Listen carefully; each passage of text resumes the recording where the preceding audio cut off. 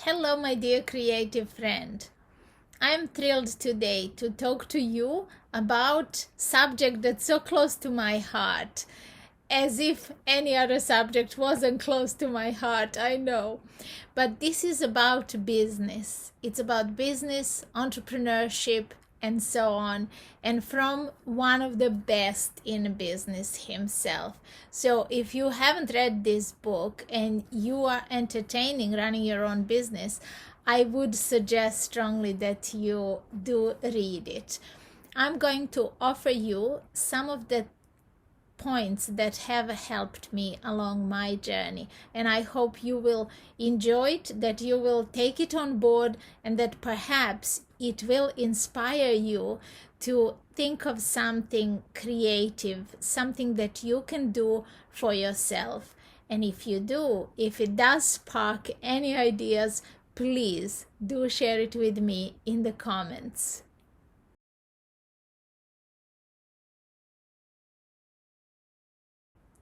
So, let me spell it out. Entrepreneurship is not about getting one over on the customer. It's not about working on your own.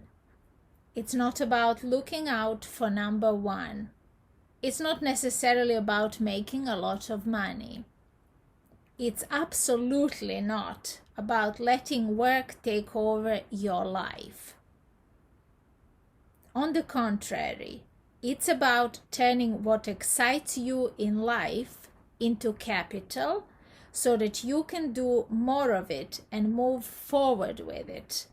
I think entrepreneurship is our natural state, a big adult world that probably boils down to something much more obvious like playfulness.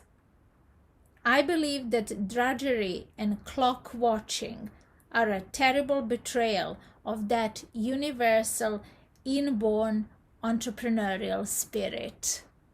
From the first, our image and sales pitch were vital assets. We had precious few others. During the early days in South Wharf Road, we all contributed, but John Varnum was one who made a difference. He was off the wall, utterly unreliable, and very creative. He wrote our adverts in a Victorian Gothic style of self-parody, but also an early Virgin brand message of the future. That quality could also mean value for money. There must be something wrong with them. There isn't. They must be all bent, cracked, wizened, split, warped, spoiled, scratched, and generally too hideous to contemplate. They aren't. They can't be smooth, glistening, perfect, unblemished, miraculous, black and shiny like those you get in the shops. They are. But surely there must be some difference, some gap, abyss, divide, chasm, canyon, or other unusual feature. There is. What is it then?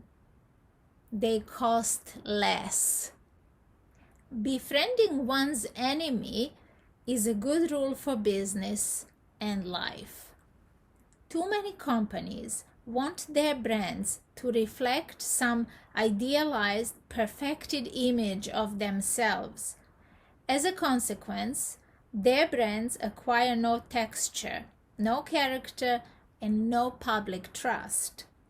At Virgin, we certainly talk ourselves up, but we are genuinely a real company doing real work in the real world, not some sort of alien visitation. It may be that Virgin has grown up to be one model of what a modern company should be. It may be that by making the customer the focus of its business and by giving good customer service a brand name, Virgin has created something genuinely new in the business world, something future generations can emulate and build upon.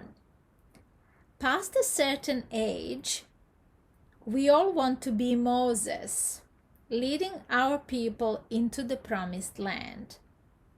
Then I look at myself in the mirror in the morning after a heavy night and I think, oh Richard, get over it. Virgin may simply be odd, an accident of history. I like fun. I began work in a decade that prized fun. People associate me with that decade, and the feel-good factor has stuck with me ever since. Virgin's been a rallying point for that spirit of fun. But would Virgin have worked at any other period of history? Would it work now? The bottom line is, we'll never know. Good brands reflect the histories of the time and the group of people that made them. They cannot be easily copied. They cannot be recycled. A brand is like an artist's signature. In Virgin case, our brand is literally an artist's signature. What you make of your brand is up to you. While I hope and expect that there are lessons in this chapter for you, I cannot tell you what your brand should do. What I will do is ask that you take it seriously as a painter treats the signatures on his canvases. A brand should reflect what you can do.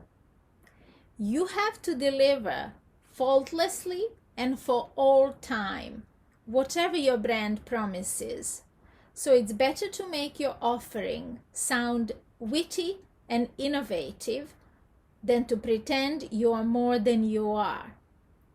Get the brand right from the start by being honest with yourself about what it is you are offering.